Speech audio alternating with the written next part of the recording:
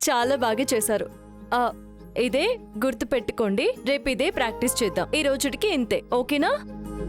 చాలా బాగా నేర్పిస్తున్నారు మేడం. నాకు నచ్చిందమ్మా. నేను ప్రతిరోజు పాపం తీసుకొస్తానమ్మా. వెళ్ళొస్తానమ్మా. తప్పకుండా. నమస్తే అమ్మా. జాగ్రత్త. Bye bye. రామ్మా. బిట్టు.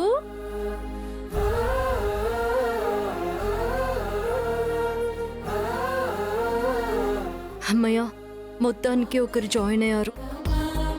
ఇకపై ఈ అడుగు ఆగిపోకూడదు. నువ్వు మాతోనే ఉండాలి, మాకు అండగా ఉండాలి. అప్పుడే ఈ ఇన్స్టిట్యూట్ నిండుగా కళకళలాడుతుంది.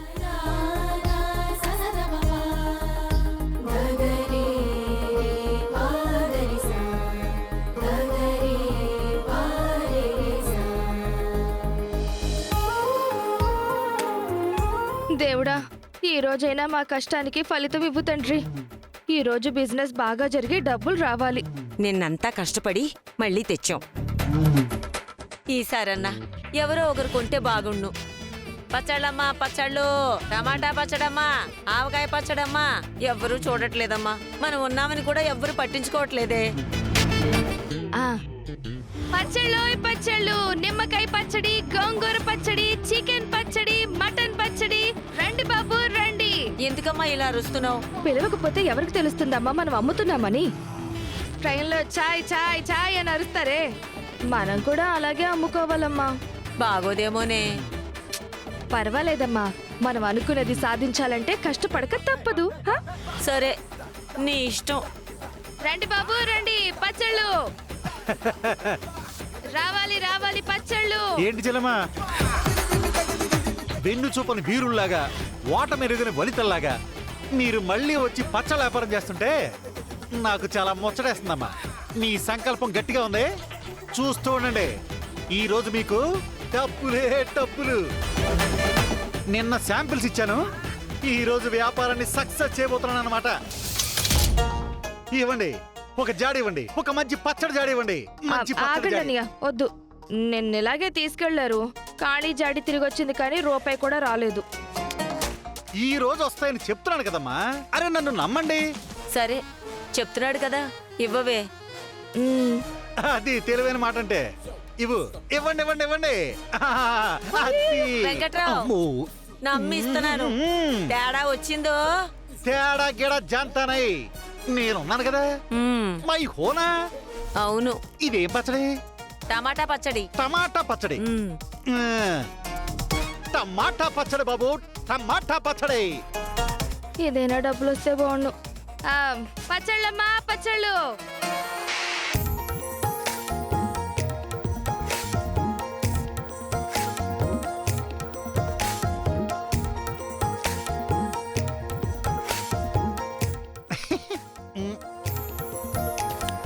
పచ్చడి అదిరిపోయింది వెంకట్రావు.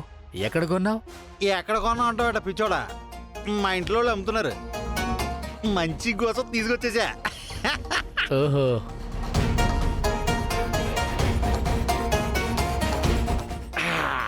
వెంకట్రావు, ఎవరు?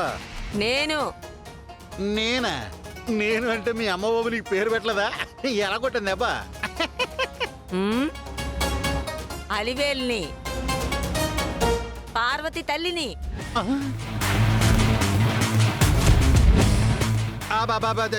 Family matter. ఒక్క నిమిషం. మీరా ఏంటి ఎలా వచ్చారు? బయట ఎండలు ఎక్కువగా ఉన్నాయి. వెళ్ళిపోండి వెళ్ళిపోండి, ఇంటికి వెళ్ళిపోండి, ఇంటికి వెళ్ళిపోండి. అన్నయ్య, ఏంటిది? పచ్చడి అమ్మేస్తారని మాతో చెప్పి ఇక్కడికొచ్చి మీరు చేసే వ్యాపారం ఇదా? అంటే అది డబ్బులు ఎక్కడా? డబ్బులు మామూలుగా బ్యాంకులో ఉంటాయి, లేకపోతే ఏటీఎం పెట్టిల్లో ఉంటాయి. ఇంకా చెప్పాలంటే బాగా పలుసున వాళ్ళు ఇళ్ళలో ఉంటాయి.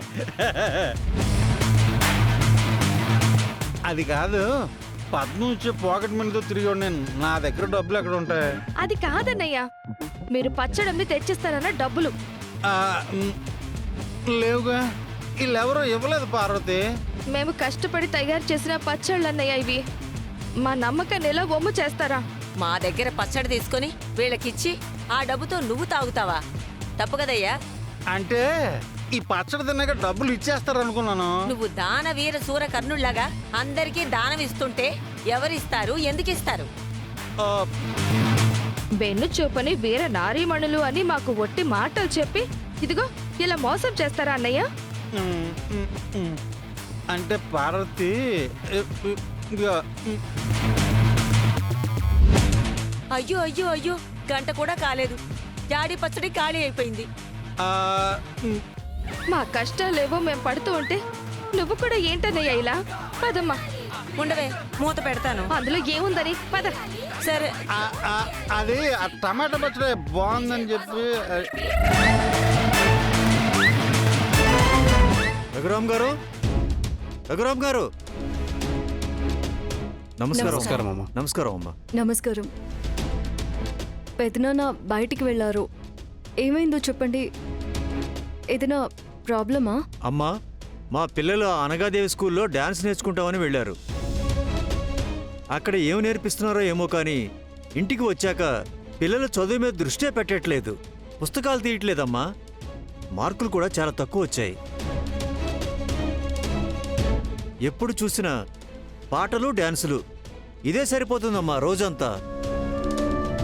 ఒక పిల్లాడు జడలు వేసుకొని వస్తాడు, ఒక పిల్లాడు బ్యాట్ పట్టుకొని వస్తాడు. కొత్త సినిమాలో కొత్త డాన్సులు అని ఏవేవో నేర్పిస్తున్నారమ్మా.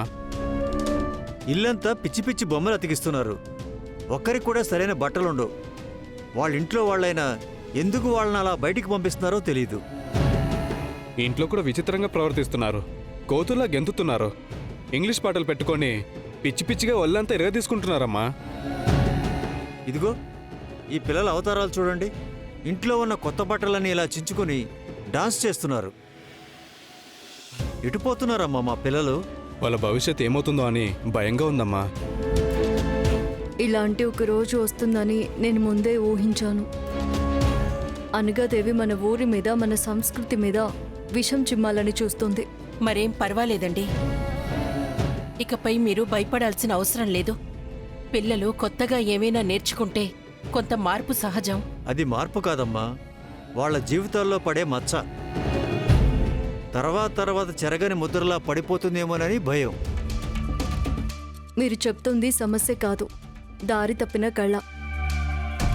డాన్స్ అంటే ఏదో చేతులు కాళ్ళు ఆడిస్తూ గంతులు వేయడం కాదు. డాన్స్ అంటే ఒక కళ, ఒక శాసనం, ఒక సంస్కృతి. అమ్మా, మాకు కూడా డాన్స్ అంటే ఇష్టమే. వీళ్ళు ఇప్పటికే దారి తప్పారు కదా. అదే నేను చెప్తున్నాను. భరతనాట్యం, కూచిపూడి వంటి నాట్యాలు క్రమశిక్షణతో పిల్లల జీవితాలని మార్చేస్తుంది. ఆ నాట్యాలలో ప్రతి అడుగుకి ఒక అర్థం ఉంటుంది. ప్రతి హావభావం మన సంస్కృతిని మనకి గుర్తు చేస్తుంది. ఓంకారంతో మొదలయ్యే నాట్యం పిల్లల్లో ఏకాగ్రతను పెంచుతుంది, చదువు పట్ల గౌరవము పెంచుతుంది, జీవితానికి సరైన దారి చూపిస్తుంది.